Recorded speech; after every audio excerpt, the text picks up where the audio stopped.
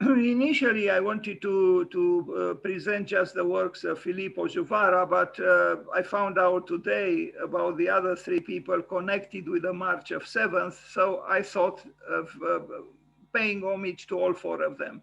So I begin with Filippo Juvarra, and my material, my presentation is the most developed for him.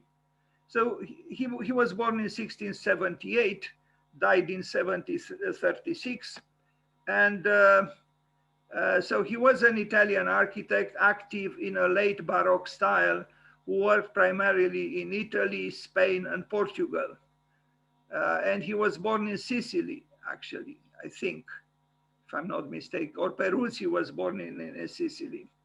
No, Juvarra was born in Sicily, in Messina, to a family of goldsmiths and engravers.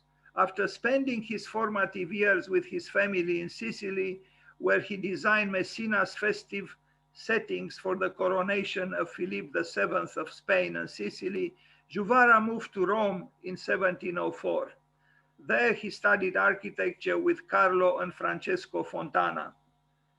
I'll show first some drawings, as I usually do. He did a lot of drawings for stage design. So the theater and stage design were very dear to him, and this is shown in some of his drawings, like for example, this one or this rendering. He produced a very large body of graphic work, and they in themselves represent something. As you can see, it is a stage design or a theatrical architecture where the borders between theater and architecture are, almost non-existent. And these artists at that time, they were artists or architects, they drew very well. Today is not the case so much, but here and there are still architects who draw manually well, but at that time, almost any important artist or architect drew very, very well. You see, there are books published with his drawings, Filippo Juvarra, drawings from the Roman period. That is when he lived in Rome and studied in Rome.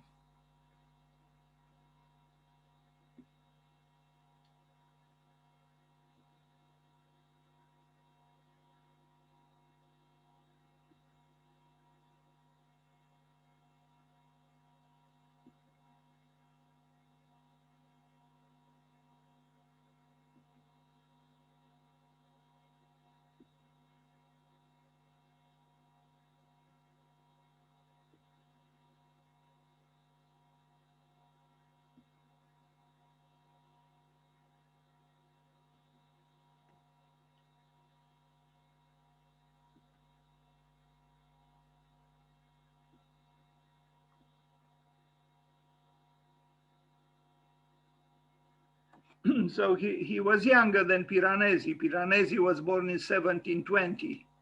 In 1720, Juvarra was still alive, but he was born earlier.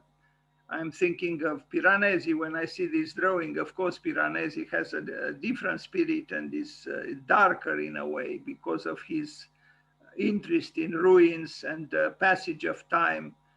But still, you can locate in time somehow the two architects in proximity, and you are not too wrong.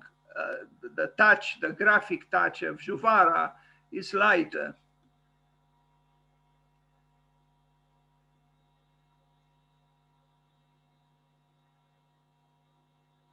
But even here you see a monumental architecture, and this monumentality is also present in the works of other Italian architects, and of course in the works of Piranesi.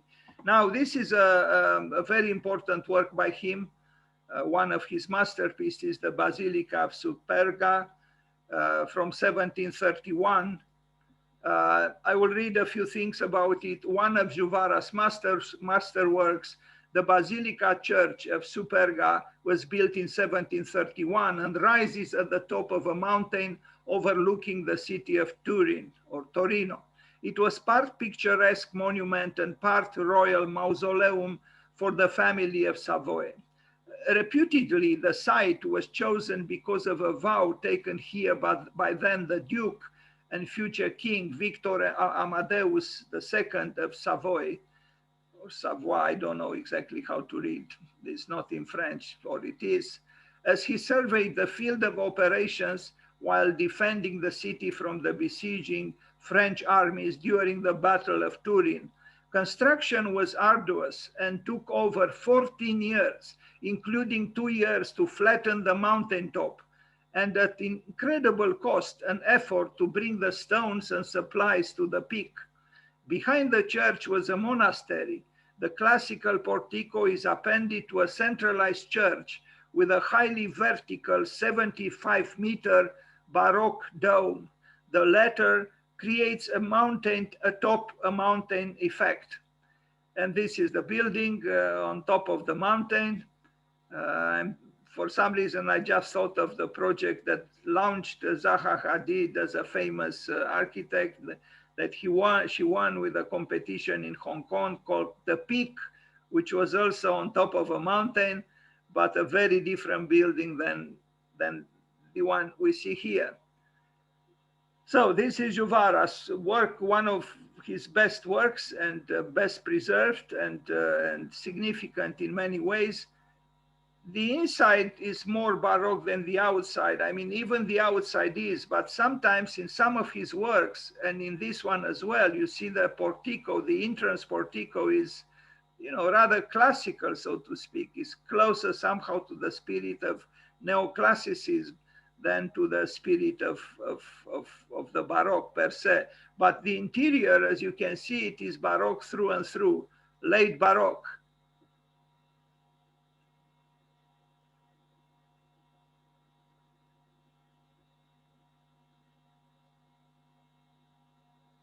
I just found out actually something I never knew and is very important. Apparently the dome of Sant'Andrea in Mantua by Alberti was done by Juvarra. Filippo Juvarra did the dome of Sant'Andrea in Mantua by Alberti. This is interesting information, and I will investigate further this.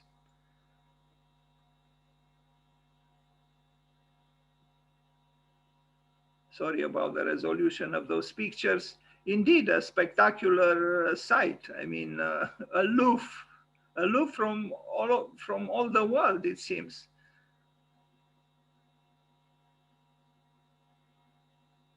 In such a landscape, it probably doesn't really matter too much what you build, because it's the magnificence of the landscape that makes everything, you know, breathtaking.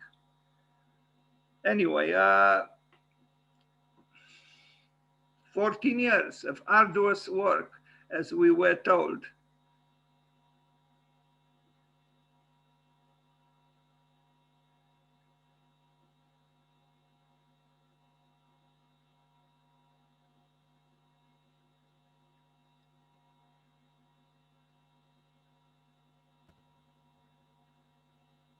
He obviously knew how to build a dome. I mean, even this dome is impressive and very convincing.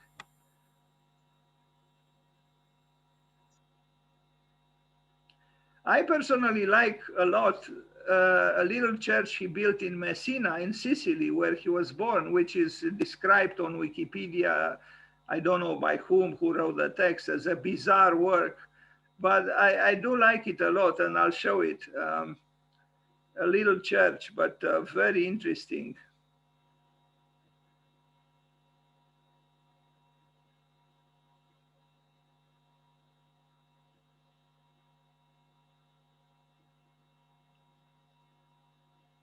So this was a sacred space, you know, a church, but also had that function of some kind of a mausoleum for the beneficiaries, those who commanded the work.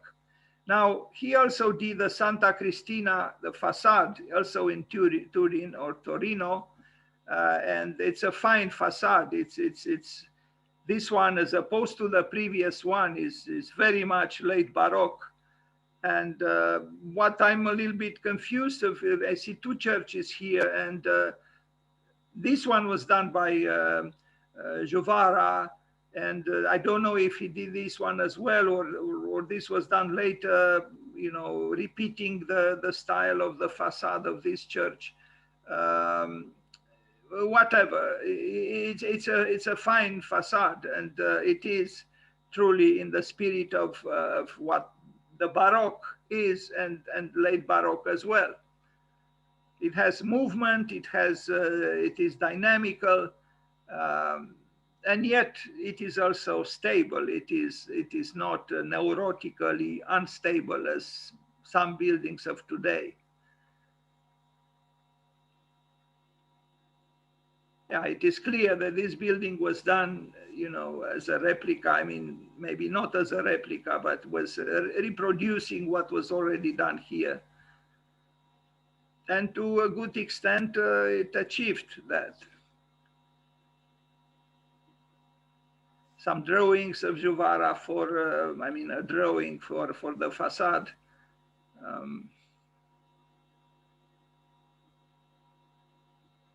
It's not just the architecture. I mean, it is the architecture, but also the sculptures that adorn the building that mean something. If you remove the sculptures, well, the facade is still impressive because it is well designed, but the ornamental parts still play a role. And I'm not talking just about the facades. There are things here that are not explicitly related to you know, obvious function, besides that of being of an ornamental nature. And this ornamental nature does nothing else but brings to the building that exaltation without which it is difficult to talk actually about a church building. And I said this before, and I say it again, in the Bauhaus Manifesto, Walter Gropius said that the only difference between a craftsman and an artist is that the artist is an exalted craftsman. They are both craftsmen. They both are rooted in a craft. But the artist is exalted in the same way. To make a building become architecture, it has to have a certain level of exaltation. And particularly in the case of a church. The Palazzo Madama, he did the facade, and not just the facade, but also the main stair within the building, and we are going to see it as well.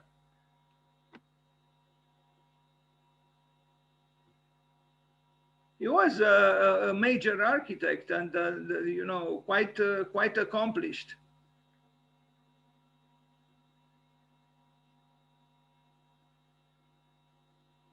And to be a major architect in a country which is full of major architects and artists is not such an easy matter.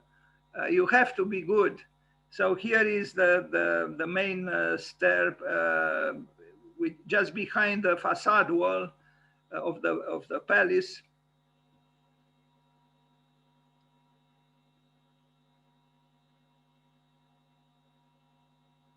Now, this architect, just like Peruzzi, about whom I'm going to talk next, were also artists. It was inseparable, practicing architecture from practicing art. And architecture was in good measure an artistic activity. I mean, look at this stair, you know, it required aesthetic sense. It required an artist. It needed an artist to be able to do it. I mean, today, things are not so, the relationship between art and architecture is not so obvious, and many architects actually have nothing to do with art. And it kind of shows, doesn't it, in the buildings that we build.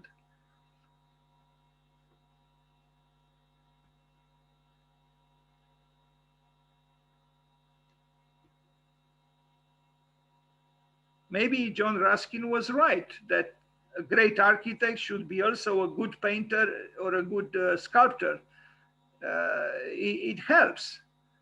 If you neither paint nor draw nor sculpt, it means your relationship with the visual arts is rather weak. And then how could you do really great architecture? I don't know. Or am I old-fashioned if I think and I feel that somehow we need art back into architecture? Without art, what would our architecture be? I mean, here we see a lot of art, no? All these sculptures at the top, as they are also, adorning the buildings of Palagio. It is art. The presence of art is fundamental. And we deprived our buildings for many years of that marriage between art and architecture. And going back to the manifesto by Gropius, he advocated the meeting between the painter, the sculptor, and the architect, together working for the building. But this very rarely happens today. The Palace of Venaria here is not very clear to me. Again, I'm not an expert about Juvarra. I still have to learn a lot about him. But it wasn't very clear to me what he actually did for this Palace of Venaria. I found out that he worked with these people, but what he himself, I think he did this room, and it is an impressive space. And if you look at almost the modernity of the floor, in contrast with the ceiling, it's an impressive room, almost surreal. He did that one, but otherwise it's not very clear to me what he did here. He had a major role. There is a cluster of buildings here. It's very, very hard to know unless I read the specialized papers on it, what was the exact role of each of the architects involved. Now, the castle of Rivoli, again with a group of other architects. This one has some ruined parts, I think. I don't know if it was restored, but it's still impressive. I mean, even as fragments of the building, I think is still very impressive, which shows that ruins could have an emotional power, even if functionally the building is crippled.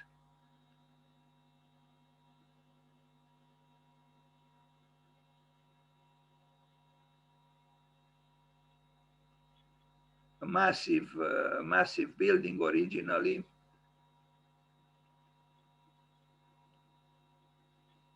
Somehow crippled as it is, it has a certain level of modernity, which is appealing to me. Not that I advocate, ruins necessarily, but look even at this image. It's almost, I don't know, it's very convincing aesthetically for our time. For me, it is, at least, I know.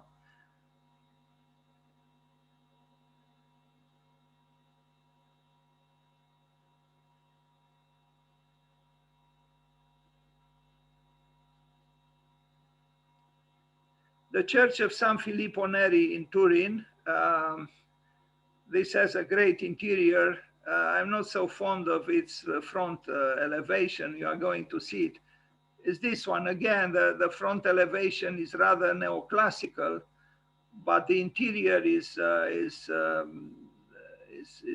Baroque. The Baroque in Torino is different from the Baroque in Rome. It's still Baroque, but it has a different spirit, it seems.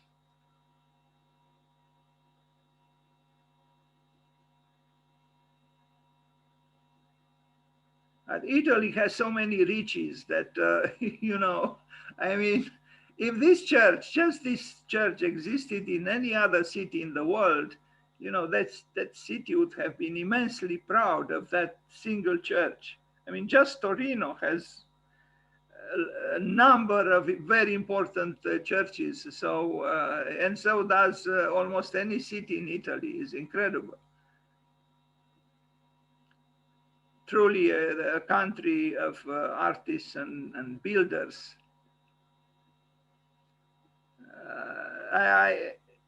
That still surprises me, the interior, if I oppose it to the exterior, to the front facade. The front facade is so different from the interior. Although in an older picture, it looks kind of okay because of the patina of time. The Church of Santa Croce in Turin, again, this is a very nice church. I think it was, is it this one? I'm not sure if this one was damaged by the war. We'll find out in the next pictures, but I like it. It's a smaller church, it's more modest, but it's exquisite. And here it doesn't bother me that the exterior has a certain sweet austerity, if I am to use an oxymoron, as opposed to the interior.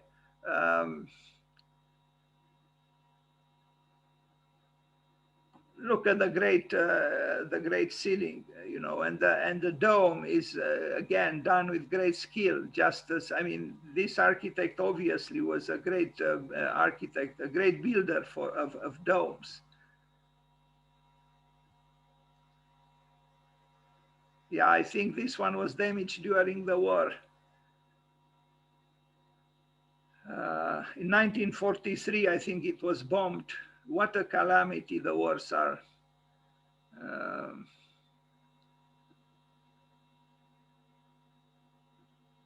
So Santa Croce in Turin by Juvarra. A drawing which I don't know, was it done by him? I mean, it seems it's yellow tracing paper, but I see even a stamp there at the bottom and a pencil drawing. Yeah, it was damaged during the war. And it was rebuilt in I think in a graceful way. You can truly, it was not disfigured by the rebuilding, and that's great. I like this church very much. Now the castle of Racconigi with the other three architects, with Guarino Guarini. Guarino Guarini was old when I'm surprised. Could it be? No, probably Guarino Guarini began it, because when Guarino Guarini died, Juvarra was, I don't know, 10, 15 years old or something like this. They could not have worked together. But yes, the building was probably begun by these other three architects, and then Juvarra stepped in. What can we say here? This is indeed late Baroque, if not Rococo. But the exterior has a certain level of simplicity. I don't know about this baldachin. It's a palace.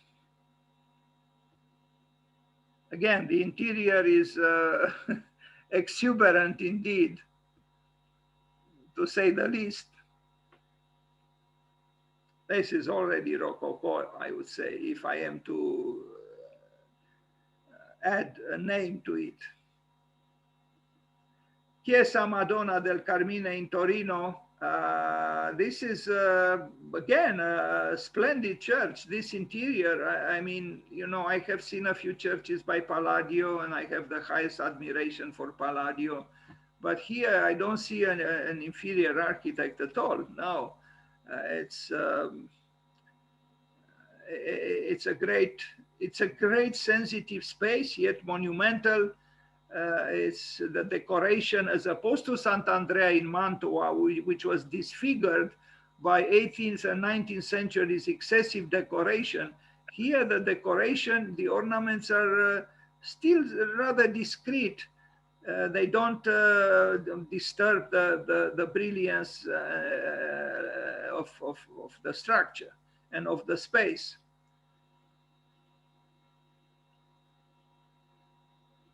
It's a good work, this church.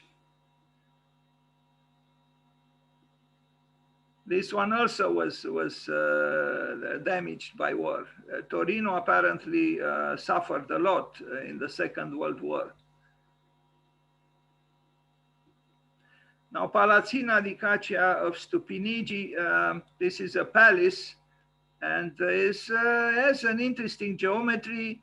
It's big, it's a big palace, but it's simpler now than, let's say, other palaces. From what I understood, Juvarra, in fact, I thought of presenting at the same time, meaning today, Juvarra and Fischer von Erlach, the Austrian great architect, Johann Fischer von Erlach. And if I compare the Baroque of Fischer von Erlach with the Baroque of Juvarra, I see here at least a certain reticence in the case of Juvarra. Well, Fischer von Erlach, what I understood is they influenced each other because they published their etchings, their engravings with their drawings. So there was apparently a reciprocal influence between Juvarra and Fischer von Erlach. And I love the work of Fischer von Erlach. And yes, look, the interior is indeed very Baroque, but the exterior has a reticence that is a little bit surprising to me, but maybe it balances properly the interior, which is more exuberant. Here, it helps also the configuration, the geometrical configuration of the plan, which makes it interesting. If I am to compare it with Schönbrunn in Vienna, which was built by Fischer von Erlach. It's a fine work, this work. And look what is here at the top. Why is it that we don't do such things any longer? Although there is an architect in South Korea whom I appreciate a lot, and he introduces some animal elements here and there in his works. I'm talking about Moon Hoon, M-O-O-N-H-O-O-N, a very interesting contemporary South Korean architect. Also with very interesting drawings as well, of quite impressive and original graphic architectural work. Now, really, if this animal was removed from here, the building would have been the same. But the animal, I don't know, brings a new dimension. The sculpture, the statue. Of course, we have to be careful with such things today because we can fall into, frivolous pop aesthetics, or I don't know, some kind of Las Vegas bonanza. But I don't have such a feeling here. There is still a level of genuineness about the playfulness of placing, such a figure on top of the building. Triumphantly so, I would say, seen the building from here. It's a good building, and even in the site plan it has force, it has sensitivity, it is a good building.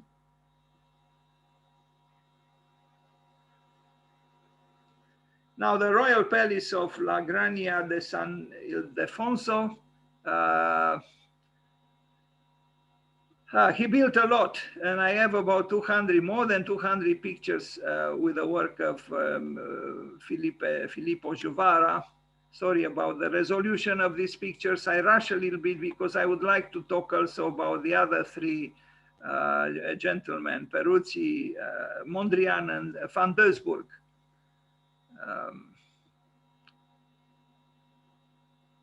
Maybe it was not a good idea to bring all four of them in one day, but what can I do? Three of them were born today, and the fourth one died today, Theo van Doesburg. Plus, I thought it would be interesting to create a hybrid situation, to compare the works of the 17th century or the 16th century or the 14th century, 15th century in the case of Peruzzi, with the moderns, Mondrian and van Doesburg. Because I think the past, the so-called past, has relevance in as much as it inspires us and it is connected with us. Not like a past reality that we are not connected with. I don't believe in a past that passed. I believe in a past that didn't pass, that is still part of the present on the spiral of time somehow. Because I think even today there is a Baroque spirit. Church of San Gregorio in Messina. This is the church which I like and which is described as being bizarre on Wikipedia. And indeed, it is a very, we say strange building, but I like it. There's something oriental somehow in it. And the spiral here, yes, it evokes Borromini, but it is an original little church. And I don't know if it's still alive. I only saw old pictures of it, but I like what I see. And it has this mysterious, yes, it is something Eastern here, it's a very interesting church, built by Juvarra at the beginning of the 18th century. Chiesa di San Gregorio in Messina, where he was born. Now we see, if we compare it with the buildings left and right, indeed this building has a certain level of exuberance. Maybe too much exuberance, I don't know. This one also suffered, probably again because of the war. These are, I don't know, a book or two books on his works.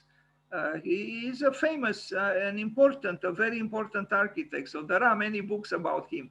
Now, Quartieri Militari in Turin, this is a very nice urban space. What I could understand from the photographs done between 1716 and 1728. I think it was transformed into a cultural center, something like this. So he did these buildings, and you'll see several other pictures, both old and new. And here I think he handled very well the urban space. And I think in this sense, he approved of what Palladio said, that a room is like a house like the street, a street like the city, and vice versa. Or the city is like a big house, or the house is like a small city. Once you understand the interrelatedness between an architectural entity like a building and the city, the mechanism of interconnecting things is in principle the same. Of course, there are specificities, but beyond this, the level of organization that architecture brings in is about the same. That you work with buildings or you work with other smaller entities within the house. So these are the two buildings that he built. I love this picture very much. I think is an excellent picture in black and white. It shows the integrity, the force of the architecture, of the masonry walls. The skill of the architect is a very fine picture. And also the fact that you don't see any car or motorcycles, or it's just a street. It's an old picture from the beginning of the 20th century, I think. Another old picture. I like these buildings by Juvarra very much.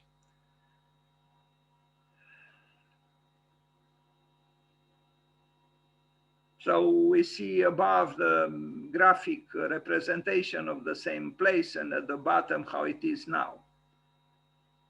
I'm happy that the trees are still there, less emphatically if we compare them with this picture, but still they are there.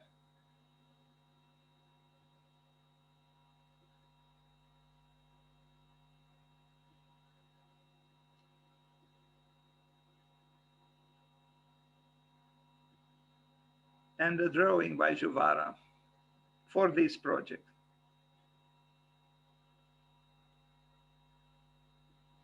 Okay, thank you. Now I go to Peruzzi because it is his birthday as well. So let's wish happy birthday to Filippo Juvarra. And now we go to Peruzzi, a very important artist and architect. In fact, so important that he's buried right near Raphael in the Pantheon in Rome. Can you imagine? I mean, you know, to be buried near Raphael in the Pantheon is quite something. Obviously, he was very, very appreciated, and with good reasons. So, Baldassare Peruzzi, happy birthday, Baldassare. He was born today, many years ago. This is an engraving of well, probably idealized, I don't know. Usually engravings deviate a little bit from reality. They are done sometimes years after the artist or the one represented died, but it doesn't matter, for our imagination works. So Baldassare Tommaso Peruzzi, you see, born the 7th of March, 1481. Can you imagine? I mean, we are talking about Renaissance here, you know, and he was a contemporary of Raphael, and he died in 1536. When he died, Michelangelo was alive. Was an Italian architect and painter born in a small town near Siena, in Ancaiano frazione Sovicile, and died in Rome. He worked for many years with Bramante, Raphael, and later Sangallo during the erection of the new St. Peter. He was actually at one point, he went back home to Siena and then he returned to Rome. And when he returned, he was for a number of years, or for a short time until he died, he was the chief architect of St. Peter in Rome. Not a little position. He returned to his native Siena after the sack of Rome in 1527, where he was employed as architect to the Republic. For the Sienese, he built new fortifications for the city and designed, though did not build, a remarkable dam on the Bruna River near Giuncarico. He seems to have moved back to Rome permanently by 1535. He died there the following year and was buried in the Rotunda of the Pantheon near Raphael. This says a lot about this man, but his works say even more. So a portrait of Baldassare Peruzzi, an illustration from the lives of artists and architects by Giorgio Vasari, the edition from 1568. You can see it very well, but we saw the other one, and there seems to be a similarity between the first one we saw and this one. Sorry for the resolution of this one. Drawings. He also drew magnificently, both artistically and architecturally. And we are going to see drawings from both realms. In fact, in his case, the both realms were one. This is architectural. Architectural again. This man truly mastered perspective, and he was an excellent perspectivist. In fact, he even did some perspectival works, if I can call them so. There is a room in a palace, in a villa he built that has this very name, is the room of perspective or perspectives, and you'll understand why. But this is built and, I mean, drawn very, very rigorously and convincingly. In opposition, I never saw perspectival drawing of Palladio, although Palladio lived later and the perspective was already known for more than 150 years. But I never saw a drawing. Yes, he built the Teatro Olimpico with that perspectival, work there, but I never saw a perspective drawn by the great Palladio. And I wonder why. He only used Euclidean representations, plan section, half elevation, and he did unbelievable buildings.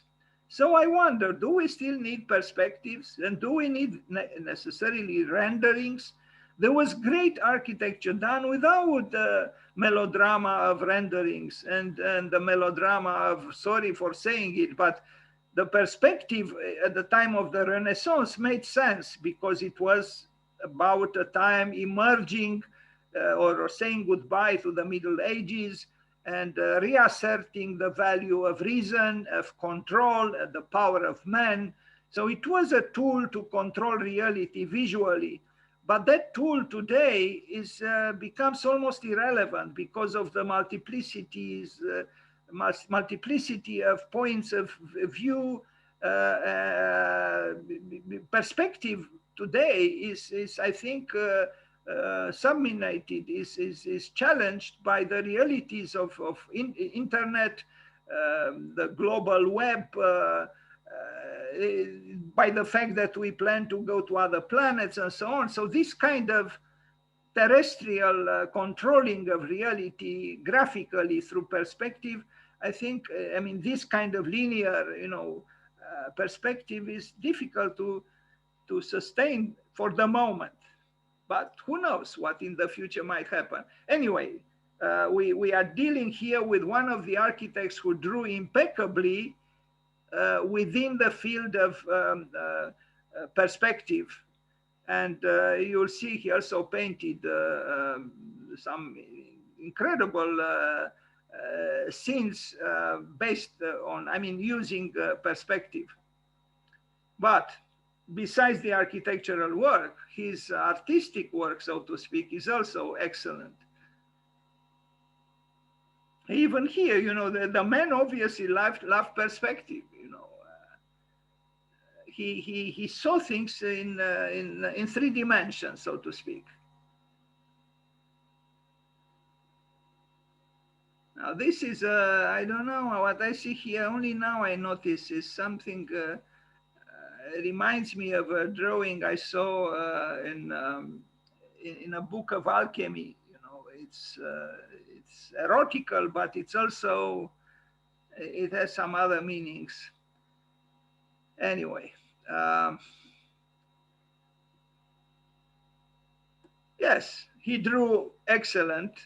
He drew very, very well because all artists then, or most of them, drew very, very well. But he was acknowledged as being one of the best. And you can imagine if he's buried near Raphael, that Peruzzi was indeed a force in his time.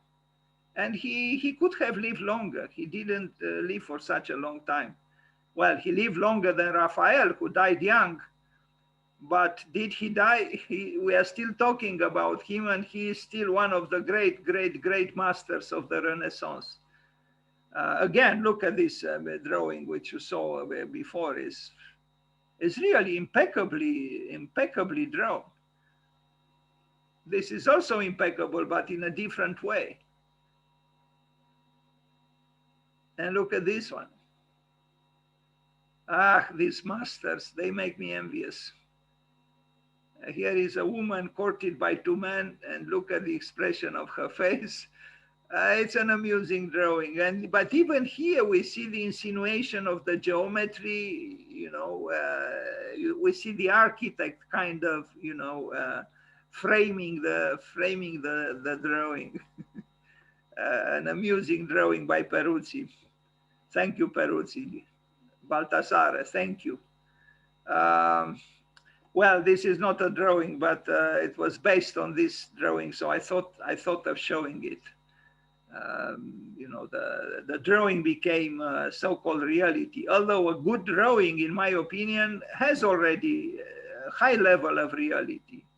An excellent drawing is as real as an excellent building, even though it is not in 3 dimensions. Okay, a plan, I don't know for what. Many, he drew, he painted. You are going to see also paintings by Baldassare Peruzzi. Look at these faces. They are,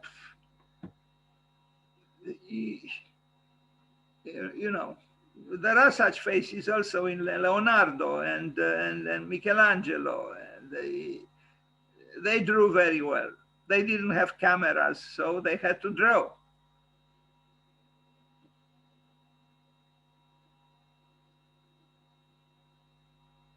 The architect, indeed.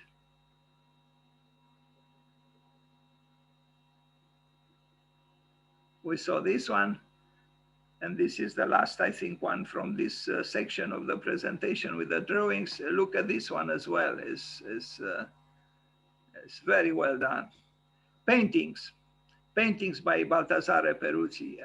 Here, you know, it's you can tell that they are dancing indeed. I mean, really, it's very musical, and it has a graceful, dynamic quality. The painting.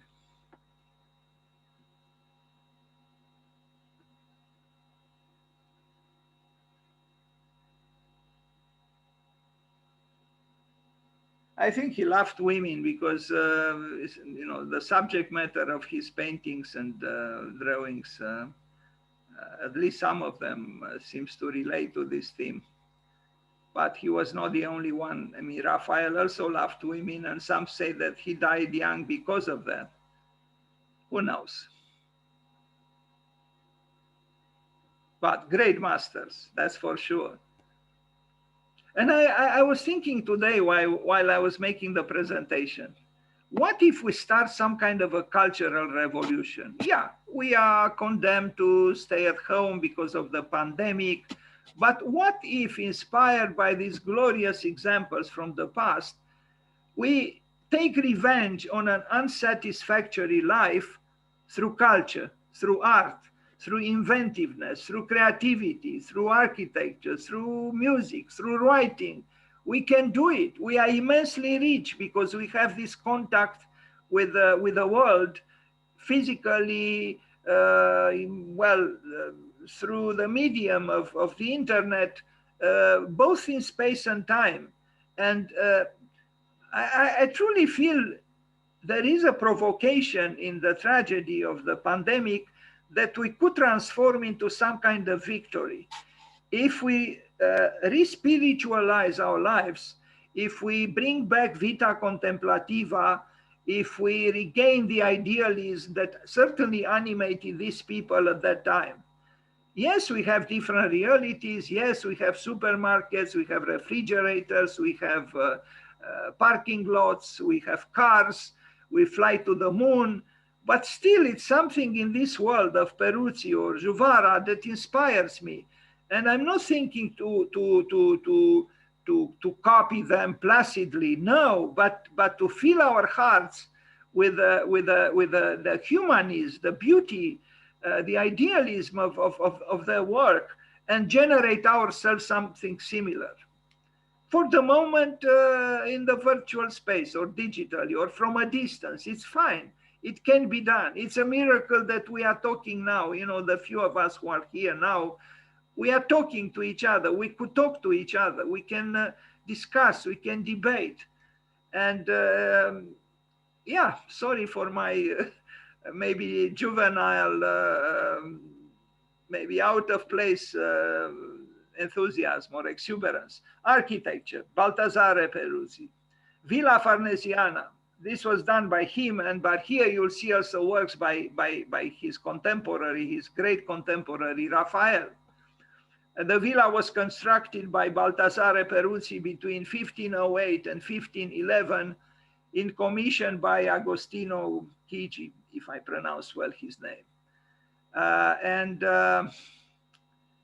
He did the building, but he also painted within the building. And you'll see some of his artworks as well. And you'll also see the participation of the great Raphael. But the building itself is very harmoniously built. You know, it doesn't need eccentricities. It is simple, and yet you can tell it's harmoniously conceived. It is in this room that Raphael did some great frescoes, and I don't know where is the room where Peruzzi did. Maybe this one. We'll arrive to it. It is a splendid, again, we are in Italy, where it is a country of artists and builders, and, you know, almost everything they touch has a sensitivity and a culture and an aspiration that inspires many people. That's why Goethe loved to go to Italy, and not just Goethe. I didn't yet meet someone who doesn't want to go to Italy, because Italy fills your heart with the longing for a beauty that there exists. It transformed Louis Kahn. We talked about him just 3 days ago, 2 days ago. Kahn was a changed man when he returned from Italy to the States.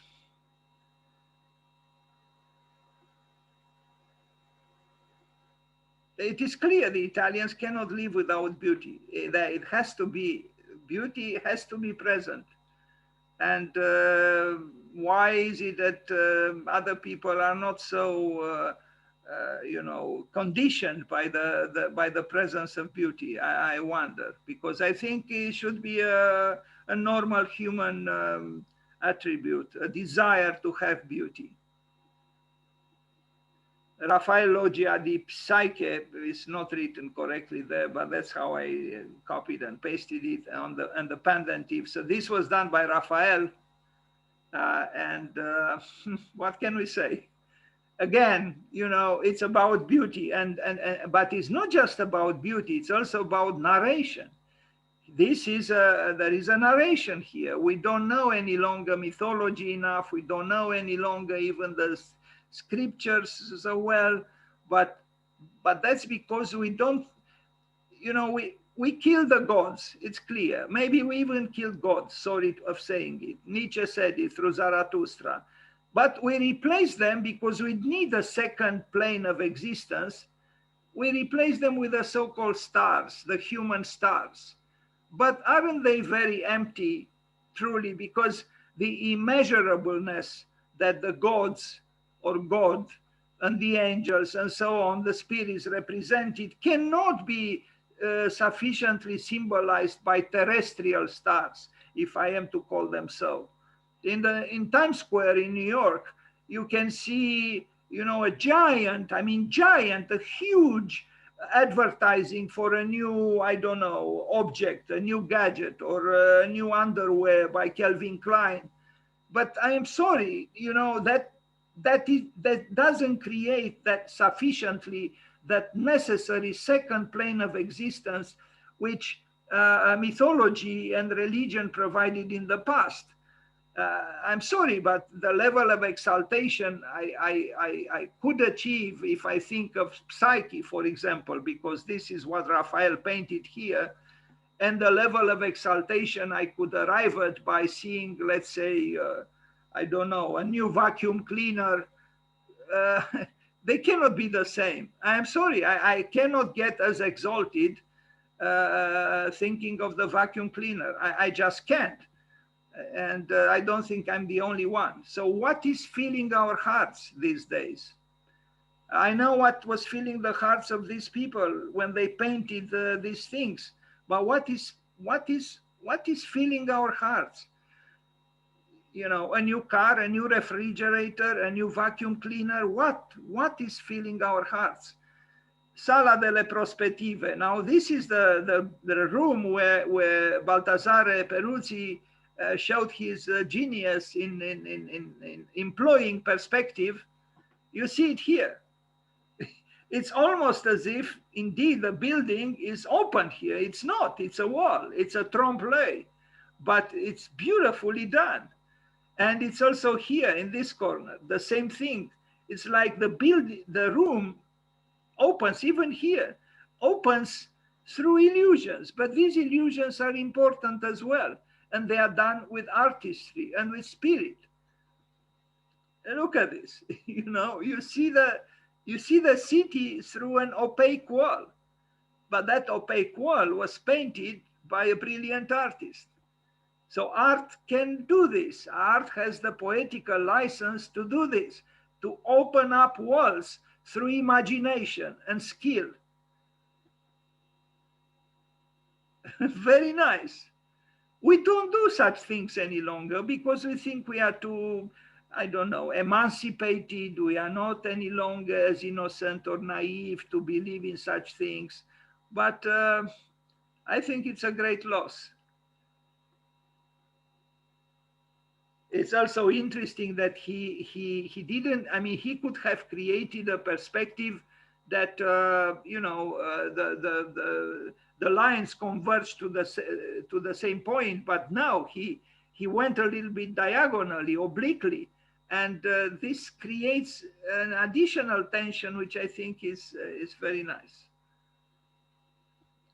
Palazzo Massimo alla Colonna. The Palazzo Massimo alla Colonna is a Renaissance palace in Rome. The palace was designed by Baldassare Peruzzi in 1532-1536 on a site of 3 contiguous palaces owned by the old Roman Massimo family and built after arson destroyed the earlier structures during the sack of Rome in 1527. In addition, the curved facade was dictated by foundations built upon the stands for the stadium of the Emperor Domitian. It fronts the now busy Corso Vittorio Emanuele II, a few hundred yards from the front of the Church of Sant'Andrea della Valle. It's a great building. I like this building. This building is modern. It's modern. Its mannerism is announcing a modern state of mind. I like it very much. I mean, look at this, you know, it's from 5 centuries ago, but it could have been built, I don't know, at the turn of the century or early years of the 20th century, maybe even today.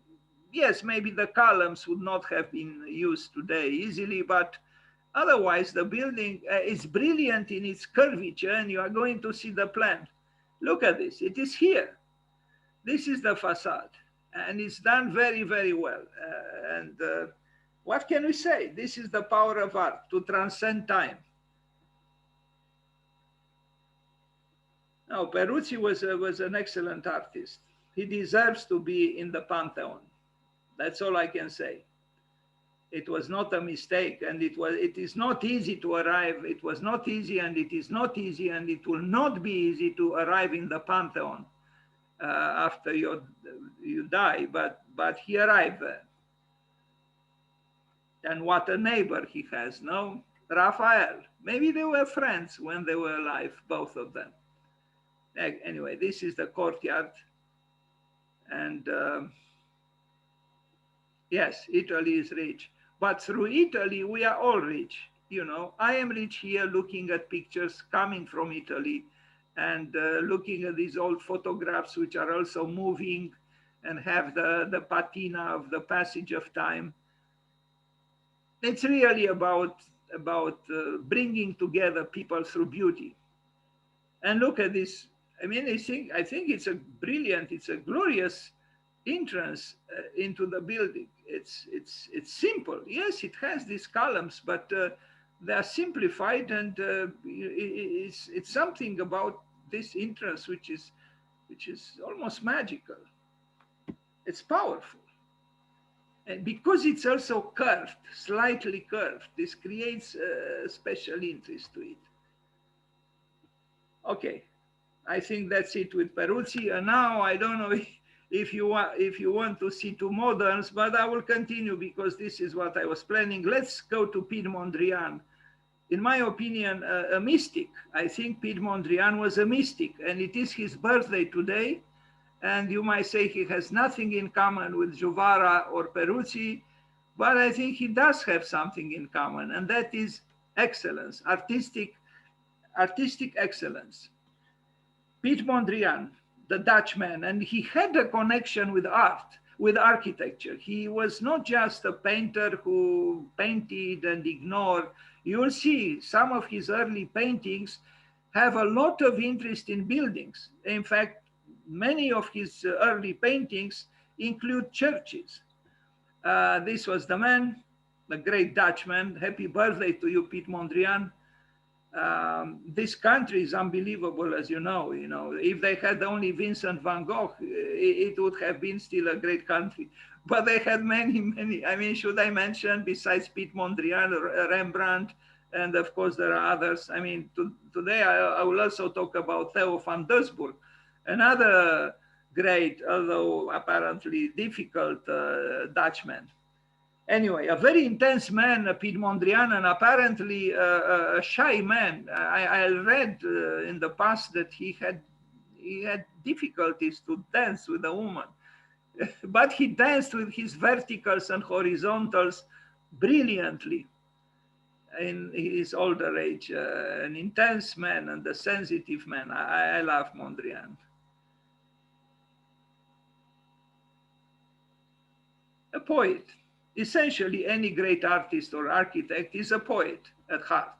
It's just the medium that he or she uses that is different. And look at this picture. He's a man who looks through you with the intensity of a painter who understands through the eye the world. Exhausted probably by his quest for the absolute. Because he was, in a way, questing for the absolute. I mean, what do those verticals and horizontal mean?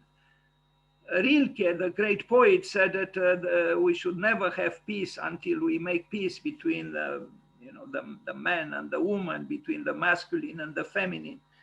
And there is some truth here. I think the verticals and the horizontals of Mondrian, they try to conciliate, to negotiate between the two sides of life, and there is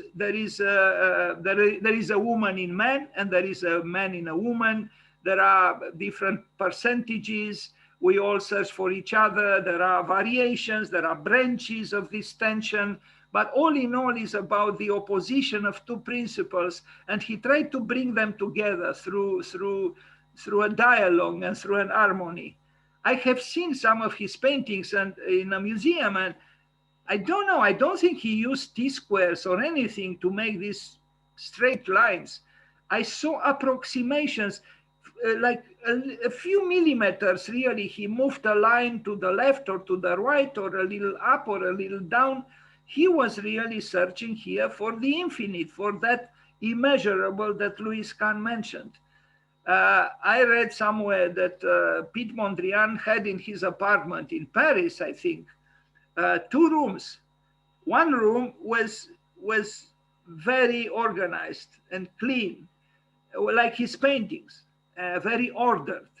But the other room was a terrible disorder. I think this room is the ordered one. Anyway, he was, I think, a mystic. Yes, I mean, even this room has I don't know. It has the air, the spirit of someone who is questing for higher values, if I am to call them so, and if it doesn't sound too rhetorical.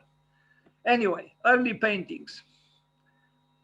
Initially, he painted in a figurative way, but he evolved towards abstraction. There was a tension. We see the church here behind, and we see the trees in front. And the trees are wild, even when they don't have a lot of vegetation, a lot of leaves or flowers. But you see, they represent a nature which refuses to be Cartesian and stable, is rather unstable and tormented. But the building behind represents the eternal in a way, and it is a church. Another church painted by Piet Mondrian. The tree, a wild tree, a tree that is mad in a way. You know, it's a neurotical tree, but it's a beautiful tree. And you see that from the tree, he arrives at the fragmentations, the abstract fragmentations of horizontals and verticals. And he's moving already towards what we know as being Mondrian's art. But going back, look at the tree.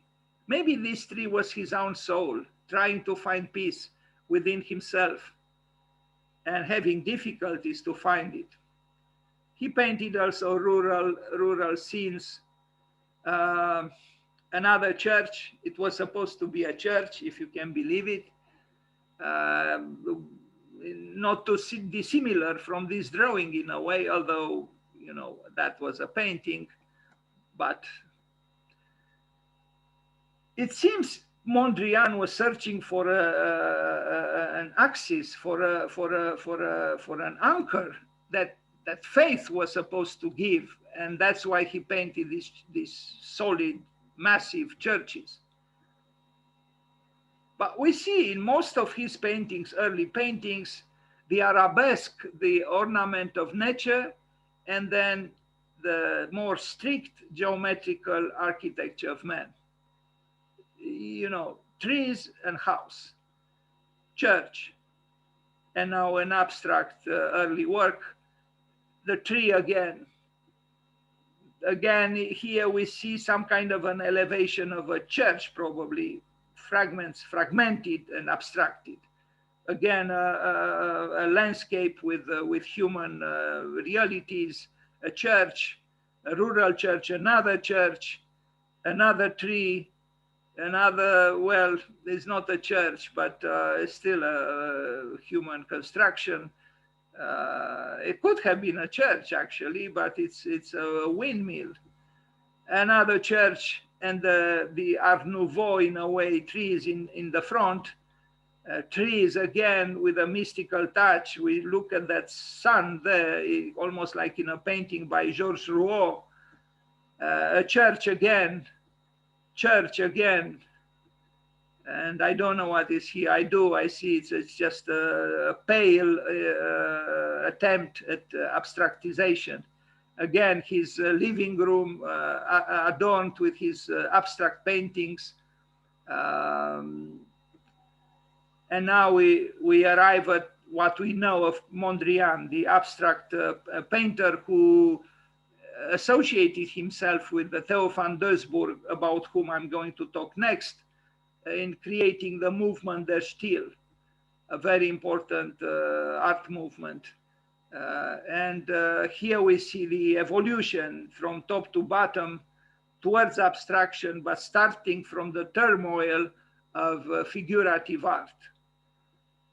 And Boogie Woogie series that he did in the United States, Broadway Boogie Woogie, he was very moved by, I think, by the New World, by the brave New World.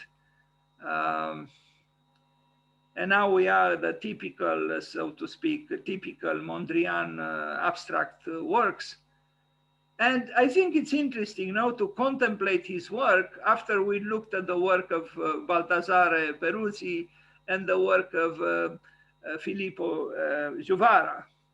Why not? Because I think on the spiral of time, the great artists meet each other and they are good friends, and they serve the same gods, really, through different means. But I like to think that Baldassare Peruzzi and Filippo Juvarra would have smiled with a level of understanding and of affection, looking at the works of Piet Mondrian.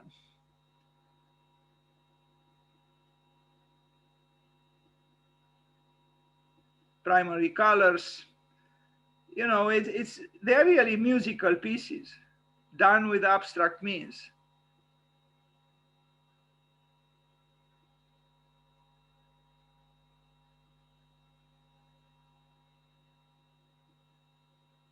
He arrived at that multiplicity in unity, which is very important for any art.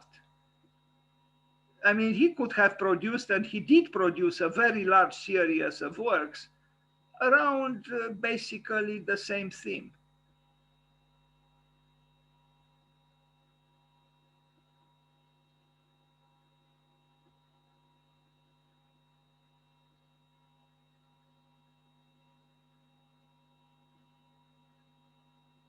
Fragment from an exhibition, a picture of, and you can see each painting is different, and yet they have something similar. They are related to each other.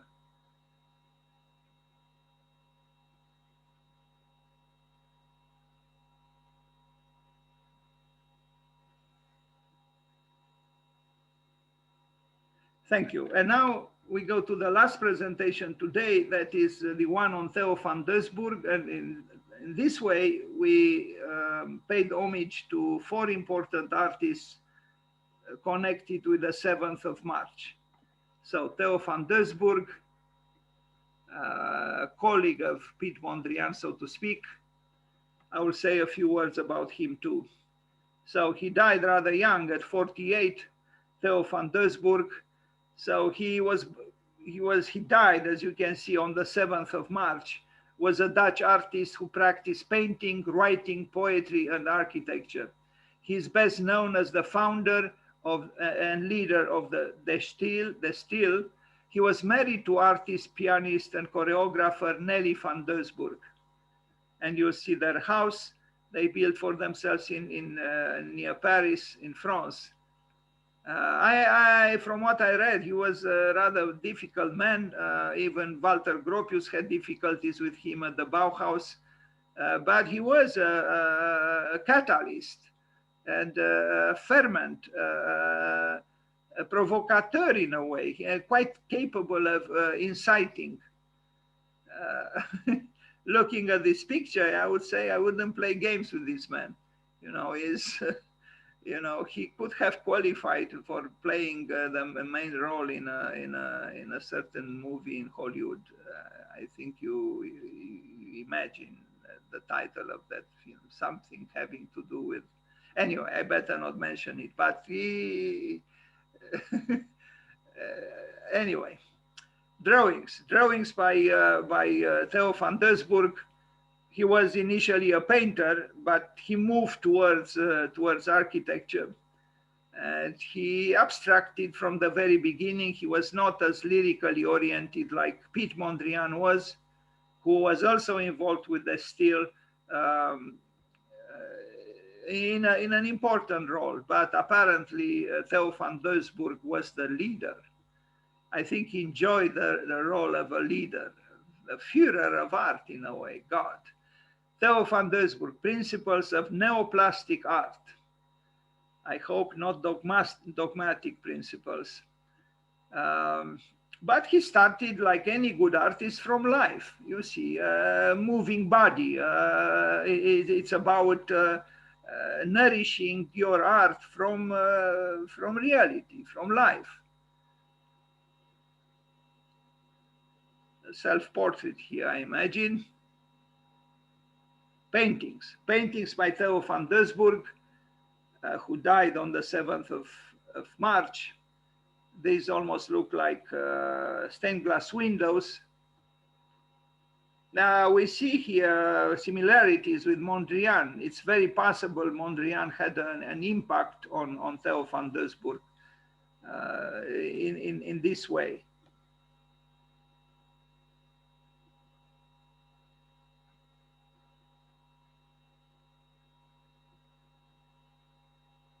Well, both artists, in a way, they try to conciliate between two opposites, order and disorder. And this is how Theo van Doesburg painted. Neoplasticism also claimed or reclaimed Mondrian, two different artists, but they have some similarity, at least at this point in their evolution and in this way of painting. Although Doesburg, in my opinion, is less of a mystic than Mondrian was, less than a mystic. But he had other qualities. Architecture. Well, in architecture, he did these axonometric renderings, still mainly of an artistic, with an artistic character, but he also built a little bit, and that's why we talk about him. I mean, here today with a group of architects. You see, this is almost a building, no? It is a building, and the axonometric of a building, another building. Something that Piet Mondrian didn't do, but Theo van Doesburg did.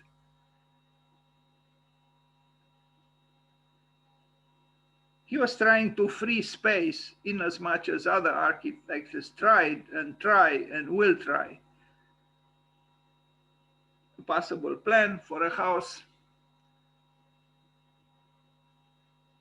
So the axonometrics of Theo van Doesburg are expressions of an artist who stepped courageously into the realm of architecture. And I truly feel that today, if the field of architecture would welcome artists, would embrace them, would shake their hands, I think the artists could bring something very valuable to architecture if we would only trust them.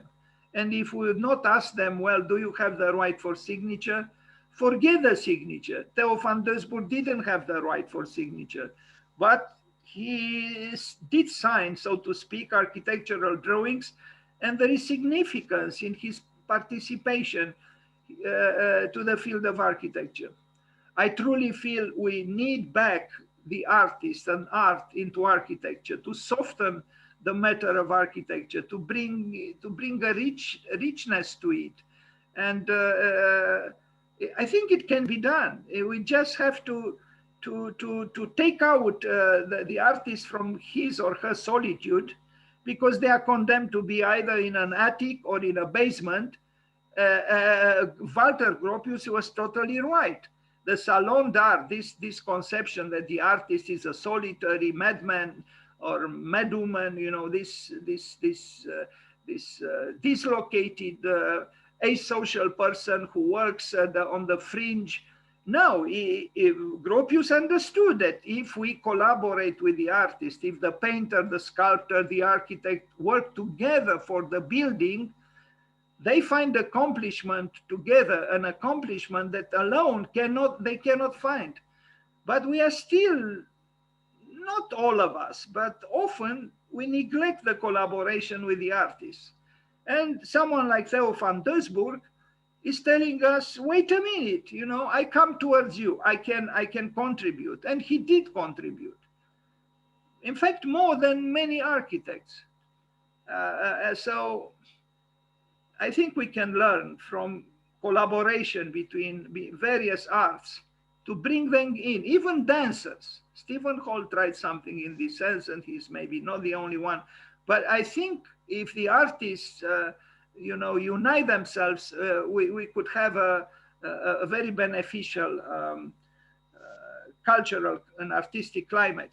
Café Lobet in Strasbourg, this is a very important work by him, architecturally speaking, maybe the most important.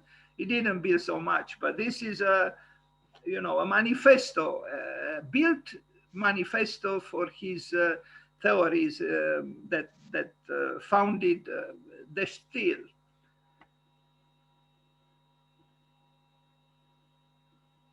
So here we cannot separate the structure of the space, the functions that are housed in this space, and what we call the artworks on the walls. It's a whole work of art. And you cannot subtract a part or add another part. It is a whole. This is how Theo van Doesburg conceived it. He was the architect, but he was also the artist. And the two complemented each other.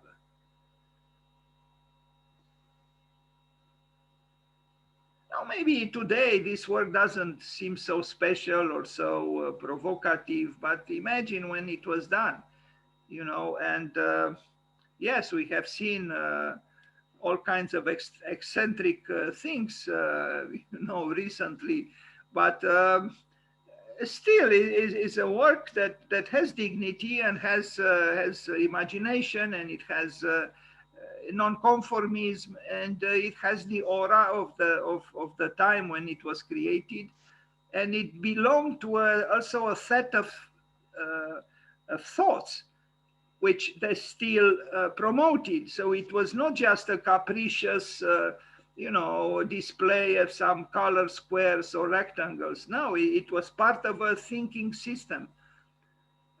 You might agree with that system or not, but it existed. This is how the building now, he didn't design the building, but this cafe Lobet is housed in this old building in Strasbourg.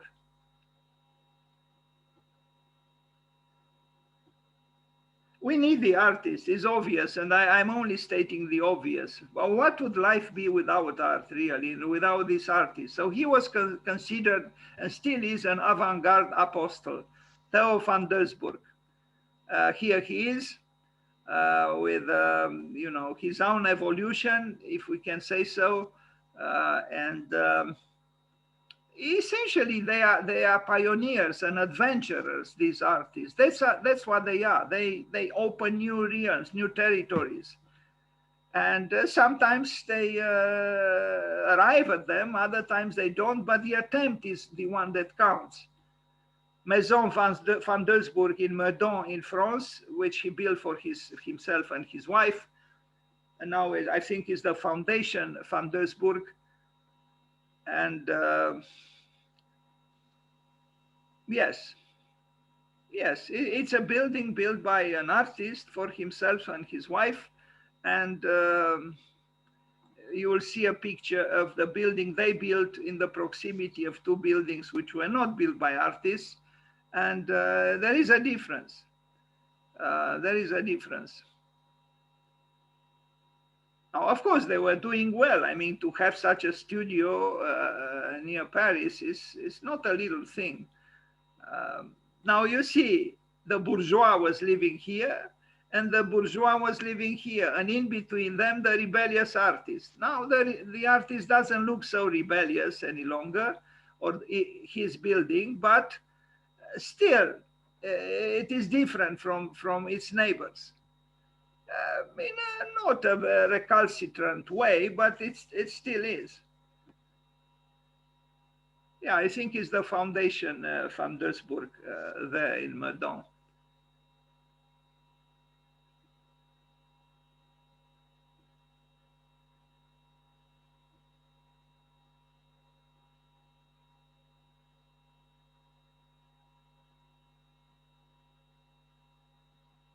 That's it. So in his case, we cannot say happy birthday, although some people think that death day is also a birthday, a birth into the other life. But I don't know. I will just lower my head and think of him and wish happy birthday to the other three, and wish Theo van Doesburg to be well wherever he is. Thank you.